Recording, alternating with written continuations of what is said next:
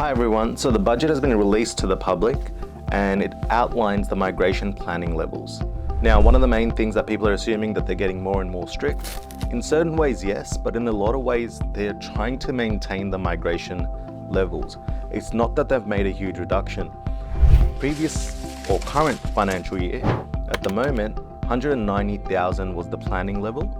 They'll allow 190,000 people into the country, and next year will be 185,000. So it's only a difference of 5,000 immigrants that are allowed. This includes families, skilled, temporary, transitioning to permanent.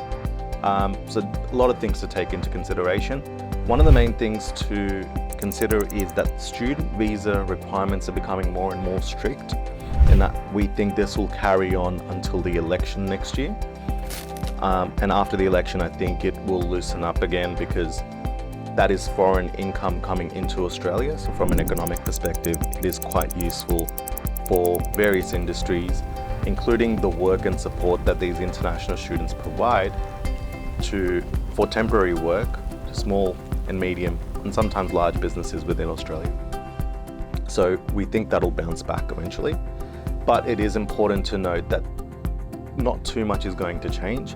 They've actually allocated nearly the similar amount of state invitations, and they've increased the amount of people coming on the 482 in the planning levels, because now the 482 allows short-term stream, which is a 2-year visa, to transition to the 186 as well, which wasn't previously allowed.